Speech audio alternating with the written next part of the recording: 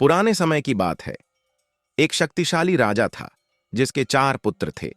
राजा अपने राज्य में शांति और खुशहाली बनाए रखना चाहता था, इसलिए उसने अपने चारों बेटों को आदेश दिया कि वे पूरे राज्य का निरीक्षण करें और यह सुनिश्चित करें कि कोई भी व्यक्ति दुखी न हो या किसी चीज की कमी न हो।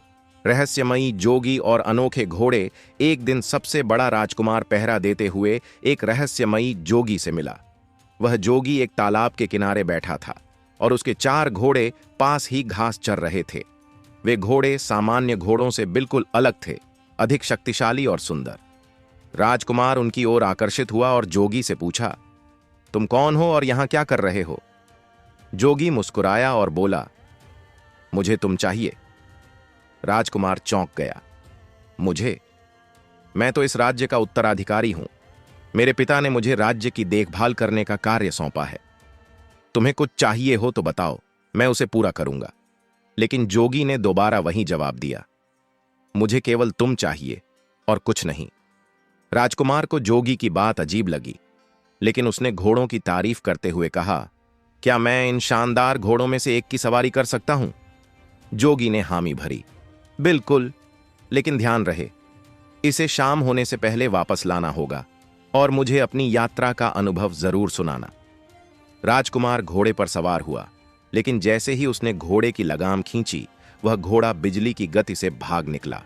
वह उसे एक गहरे जंगल की ओर ले गया और एक बाड़ से घिरे सब्जी के बाग के पास रुक गया। बगीचे की बाड़ इतनी मजबूत थी कि कोई भी उसके अंदर नहीं जा सकता था। राजकुमार ने आगे बढ़कर जंगल में घूमने का फैसला किया।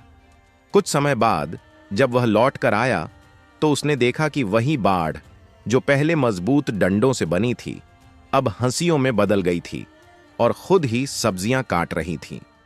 राजकुमार को यह देखकर गहरा आश्चर्य हुआ, लेकिन उसकी समझ में नहीं आया कि ऐसा कैसे हुआ। वह वापस जोगी के पास पहुंचा और अपनी यात्रा का वर्णन किया। जोगी ने पूछा, क्या तुम बता सकते हो कि इसका क्या अर्थ है? राजकुमार बोला, मुझे नहीं पता। जोगी गंभीर स्वर में बोला, राजकुमार, तुम्हें राज्य की देखभाल करने की जिम्मेदारी सौंपी गई है और तुम इतनी साधारण बात भी नहीं समझ सके। जाओ, पत्थर के हो जाओ। और यह कहते ही राजकुमार पत्थर में बदल गया। दूसरा राजकुमार और रहस्य गहराता गया। अगले दिन राजा का दूसरा बेटा अपने बड़े भाई की खोज में निकला और वहीं जोगी से मिला। उसने भी घोड़ों की प्रशंसा की और जोगी से सवारी की अनुमति मांगी। जोगी ने उसे भी वही शर्त बताई। घोड़े पर सवार होकर वह जंगल की ओर बढ़ा, जहां उसने एक अनोखी घटना देखी। एक नवजात बछिया अपनी मां को दूध पिला रही थी। वह इस दृश्य को देखकर हैरान रह गया। वापस आकर जब उसने जोगी को यह घटना बताई तो जोगी ने वही सवाल दोहराया, क्या तुम बता सकते हो कि इसका क्या अर्थ है? राजकुमार असमंजस में पड़ गया और बोला, मैं नहीं जानता। अगर तुम नहीं जानते तो तुम भी पत्थर के बन जाओ। जोगी के शब्दों के साथ ही वह भी पत्थर का हो गया। तीसरा और चौथा राजकुमार भी जाल में फंसे। तीसरे दिन तीसरा राजकुमार भी अपने भाइयों की तलाश में निकला और जोगी से मिला। उसने भी जोगी के एक घोड़े की सवारी की और जंगल पहुंचा, जहां उसने देखा कि एक आदमी अपनी पीठ पर लकड़ियों का भारी गट्ठर लिए जा रहा था। लेकिन वह इससे संतुष्ट नहीं था। रास्ते में जो भी लकड़ी मिलती उसे उठाकर अपने गट्ठर में जोड़ता जा रहा था। जब उसने जोगी को इस घटना के बारे में बताया तो जोगी ने वही प्रश्न पूछा, इसका क्या अर्थ है? राजकुमार ने सिर हिलाया, मुझे नहीं पता। तो तुम भी पत्थर के बन जाओ। और वह भी पत्थर में बदल गया। चौथे दिन सबसे छोटा राजकुमार अपने भाइयों की खोज में निकला। उसने भी जोगी के घोड़े पर सवारी की और जंगल पहुंचा। वहां उसने देखा कि एक बड़ा तालाब अपने जल को दूसरे छोटे तालाबों में बहाकर खुद खाली हो चुका था। जब उसने यह घटना जोगी को सुनाई तो वही सवाल सामने आया, लेकिन वह भी इसका उत्तर नहीं दे पाया और पत्थर में बदल गया।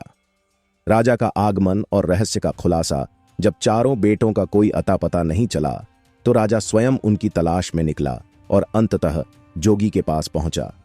राजा ने अपने बेटों को पत्थर के खंभों के रूप में देखकर आश्चर्य से पूछा, क्या तुमने मेरे बेटों को पत्थर में बदल दिया?